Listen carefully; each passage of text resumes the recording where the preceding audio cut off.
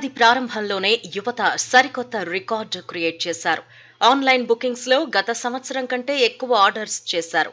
జొమాటో, స్విగ్గీ లాంటి food delivery and quick commerce ప్లాట్ఫామ్లు record స్థాయిలో ఆర్డర్లను బట్వాడా చేశాయి. ఓయో రూమ్ బుకింగ్స్ కూడా భారీ సంఖ్యలో జరిగాయి.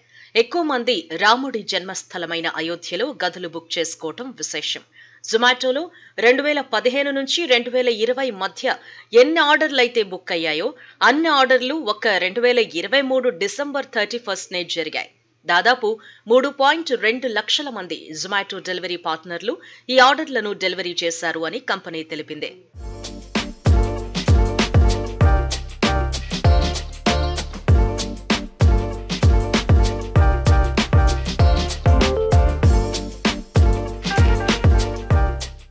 నూతన సంవత్సర వేడుకల సందర్భంగా ఒక హైదరాబాద్లోనే ఏకంగా 4.8 లక్షల బిర్యానీ ప్యాకెట్లు డెలివరీ చేసినట్లు స్విగ్గీ తెలిపింది.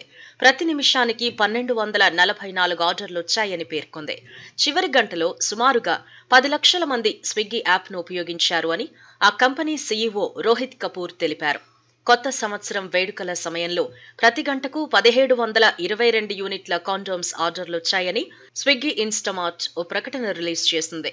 మరోవైపు డిసెంబర్ 31న 2 లక్షల కిలోల ఉల్లిపాయలు, 1.80 లక్షల కిలోల బంగాళాదుంపలు ఆర్డర్ చేసినట్లు పేర్కొంది. ఇక కొత్త సంవత్సరం వేళ ఓయో రూమ్స్ కూడా రికార్డ్ స్థాయిలో బుక్ అయ్యాయి. గతేడాదితో పోల్చితే ఈ సంవత్సరం 37% అధికంగా రూమ్ బుకింగ్స్ జరిగాయని ఆ కంపెనీ తెలిపింది. కేవలం డిసెంబర్ 30, 31 తేదీల్లోనే 2.3 లక్షల ఓయో రూమ్స్ బుక్ అయ్యాయని పేర్కొంది. గతేడాదితో పోలిస్తే గోవాలో 50%, నైనితాల్లో 60% ఎక్కువగా రూమ్స్ బుక్ అయినట్టు ఓయో తెలిపింది. మరోవైపు నూతన సంవత్సర వేడుకల సందర్భంగా మద్యం అమ్మకాల్లో తెలంగాణ దుమ్మురేపింది. డిసెంబర్ 31న 19 ప్రభుత్వ డిపోల నుంచి 130,000 కేసుల లిక్కర్, 135,000 కేసుల బీర్ అమ్మకాలు జరిగాయట.